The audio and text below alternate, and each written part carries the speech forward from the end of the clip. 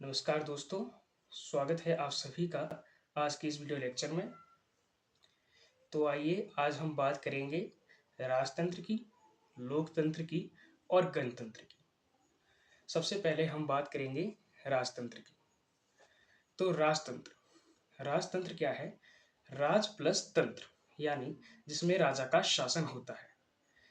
इससे हम क्या समझे कि जो राजा होता है वो चुनाव द्वारा तो नहीं चयनित होता है, वो एक वंशानुगत तरीके से जो है वो सत्ता में रहता है और शासन व्यवस्था को संभालता है। इसमें क्या होता है, जैसे कि मोहन राजा है, फिर मोहन की मृत्यु होने पर क्या होगा कि उसका बेटा जो है वो राजपाट संभालेगा, वो राजा होगा। फिर उसके बेटे की मृत्यु होने पर उसका बेटा जो है वो राजा होगा। ये है राजतंत्र। इसमें क्या होता है, राजा का शासन होता है और राजा जो है वो जनता के लिए नियम कानून बनाता है और जनता जो है उन नियम कानून का जो है वो पालन करती है।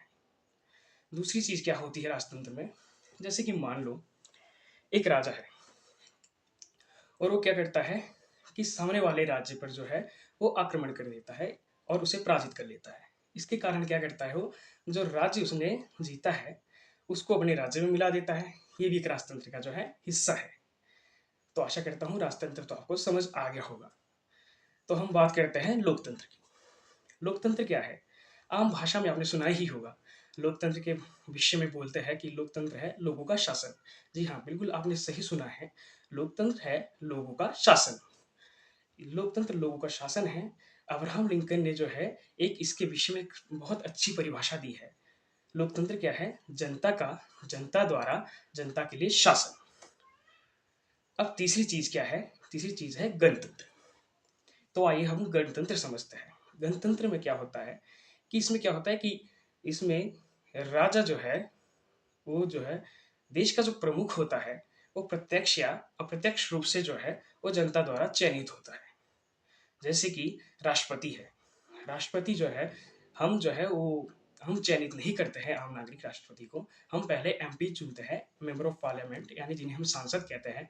और फिर जो है वो हमारे द्वारा जो चुने गए सांसद है वो राष्ट्रपति को चुनते हैं। तो ये जो है चुनाव हुआ वो अप्रत्यक्ष तरीके से हुआ। और गणतंत्र की परिभाषा क्या थी, जिसमें जो है देश का जो प्रमुख है वो प्रत्यक्ष या अप्रत्यक्ष रूप से जो है वो चयनित होता है। तो ये देख लिया हमने, अप्रत्यक्ष रूप से राष्ट्रपति का चुनाव होता है। ठीक है। प्रत्यक्ष रूप से क्या होता है, जैसे कि हम एमएलए चुनते हैं, एमपी चुनते हैं, और जैसे कि हम गांव के अंदर जो है प्रधान चुनते हैं।